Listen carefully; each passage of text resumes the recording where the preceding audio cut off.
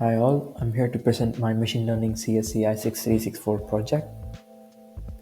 So the goal of this project is to develop an ML model to classify and count exercise repetitions using variable sensor data. The approach involves collecting accelerometer and gyroscope data, pre-process them and extract features, train ML models for exercise classification, count reps by detecting peaks. The applications of this project include fitness tracking, rehabilitation monitoring, and athletic performance analysis. So the following exercises are being classified: bench press, deadlift, overhead press, barbell row, and the squat. The data source include data collected from metamotion sensor worn on the wrist by the participants while doing exercise. Now let's look at data pre-processing. The metamotion sensor exports data to a CSV format. We then extract features from the file names and append them to the data frame. For example, in the image shown, we can extract features such as the participant, which is A, the exercise which is being done, which is our label, deadlift, and the medium, which indicates that the participant is doing a medium set of 10 reps. This will be useful for us when we do the repetition counting prediction. So now let's just understand what the data is.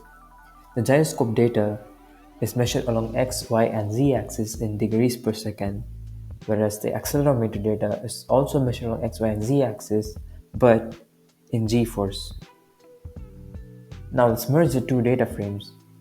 Now after merging the accelerometer and gyroscope data frames, this will cause nans to appear out of nowhere. This is because the chances of both the gyroscope and the accelerometer sensor's measurements occurring exactly at the same time is less. So now let's handle those missing data. We found that the gyroscope was measuring every 0.04 seconds and the accelerometer was measuring every 0.08 seconds. The gyroscope was measuring twice as much as the accelerometer. So what I did was to resample it for every 200 milliseconds. For numeric variables, we take the mean of the 200 milliseconds of data points within the 200 millisecond interval. For the categorical variables, we take the last value of data points within 200 millisecond interval. Now let's try and visualize the data. So here we just visualize the data as it is, but we are unable to see the pattern on the data. So let's zoom in. Now once we zoom in, we can see patterns. The plot is moving upwards and downwards, which indicates that the barbell is moving upwards and downwards, which implies the acceleration is along the y-axis. Now let's visualize medium versus heavy sets. Here, the medium set's acceleration is higher, it goes faster upwards and downwards, whereas in heavy sets, the acceleration is lower. Now let's combine the accelerometer and gyroscope plots for the squat exercise. In the accelerometer plot, we can see that there is acceleration along the y and z axis, but there is no acceleration along the x-axis, which indicates that there is a strong up and down movement and a little forward and backward movement, but there is no sideways movement. If there is, it's very less compared to the other two. Now let's look at the gyroscope plot. We can see that there is little to no rotation along the y and z axis, but there is a lot of rotation of the x-axis.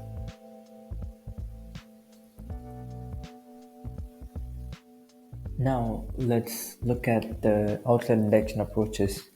I've used three outlier detection approaches: one, the interquartile range; two, the Chauvin's criterion; and three, the local outlier factor. The interquartile range. We use box plots to see the outliers. Now let's plot them in a graph so that it's easier to visualize. These are the outliers that are detected by the interquartile range outlier detection method.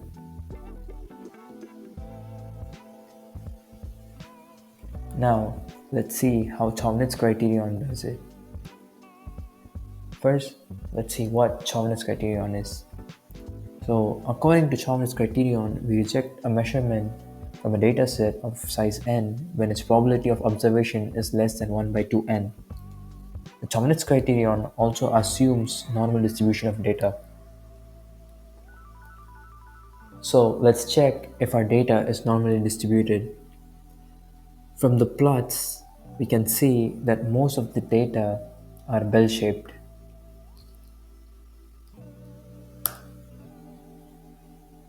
Here are the plots for the outliers detected by the Chauvinet's criterion. This is much less aggressive than the interquartile range. Let's look at local outlier factor method for outlier detection. The local outlier factor method will look at the individual row considering all 6 data points, which are the acceleration along x, y, and z axis, and the gyroscope data points along the x, y, and z axis, and use that to compare it to the number of closest neighbors that we specify. Here are the outliers that are detected by the local outlier factor method. This is less aggressive than the interquartile range method, but it's more aggressive than the Chauvinet's criterion. So let's choose one outlier approach from the 3. The Chauvinet's criterion prevented data loss while removing explicit outliers, but the interquartile range and LOF were more aggressive in elimination, which causes loss of valuable information.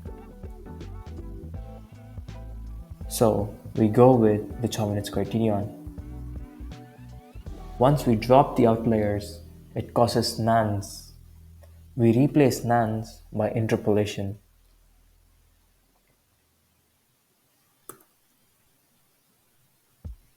These are the missing values that are caused by outlier removal.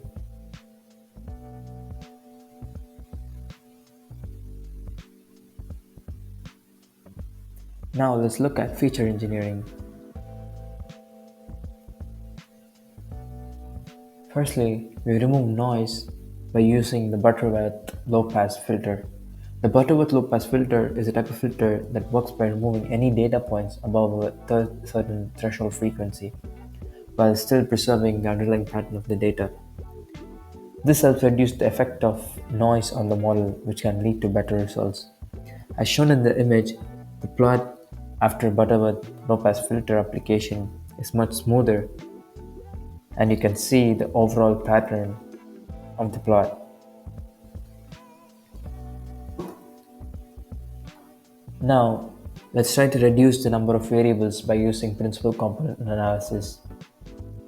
Here we can see the elbow is at 3.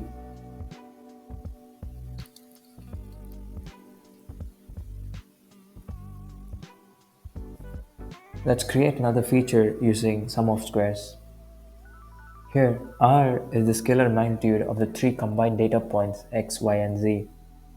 The advantage of using R versus any particular data direction is that it is impartial to the device orientation and can handle dynamic reorientations. R is calculated by the following formula. The R is calculated for both accelerometer and gyroscope coordinates. Now let's look at temporal abstraction. Temporal abstraction is basically computing the rolling mean and standard deviation for a certain window size. The plots indicate the rolling mean and standard deviation calculation for a window size of 5.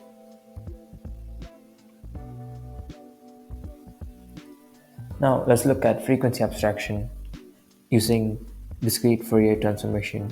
This basically describes data into their fundamental frequency components.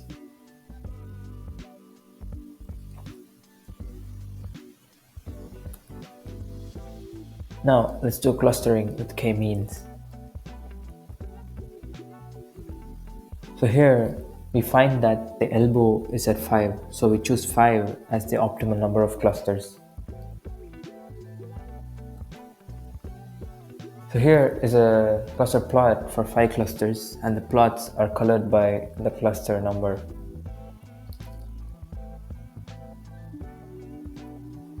And this plot is colored by the labels, which are the exercises. From the plot, you can see that the bench press and overhead press are very close to each other because their movements are very similar. The deadlift and a row are similar to each other too. Let's do predictive modeling. Firstly, we split the data into train and test. We make sure that the train and test data contain all labels by using the stratify method. The plot shows that the labels are balanced.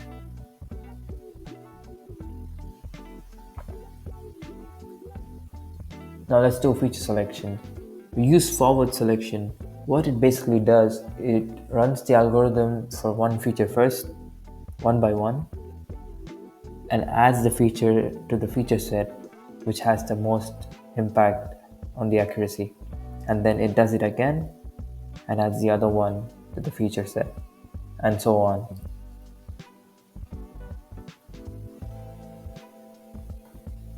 Now let's create some features. As shown in the image, the 4 feature sets are created from the below features: basic features, square features, PCA features, time features, frequency features, and cluster features, which we created in the previous slides. Let's do model evaluation now. We use grid search to explore predefined hyperparameter space for each classifier. It evaluates the performance of each hyperparameter combination using cross-validation on the training data. The combination that yields the best performance according to a specified evaluation metric such as the accuracy is selected.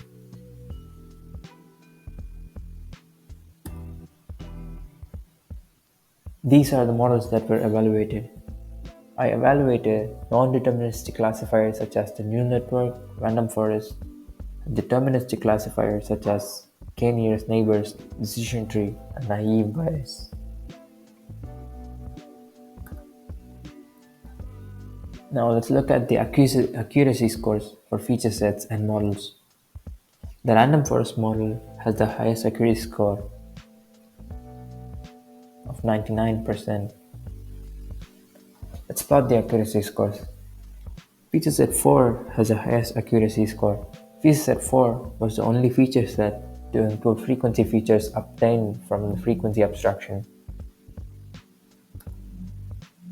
Now let's look at the accuracy for the random forest with feature set 4, which is 98%.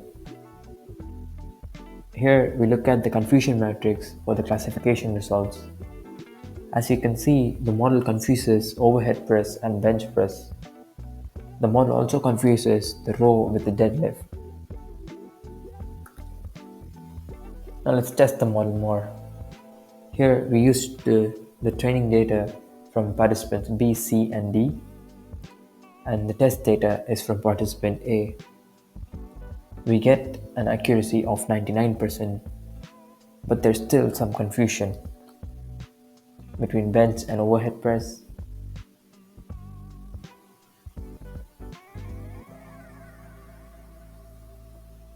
Here we test the neural network with features from forward selection. The accuracy is 94%. Now let's move on to counting repetitions. Here we use the low pass filter which we previously used to see the overall pattern. We then use the maxima index to count peaks.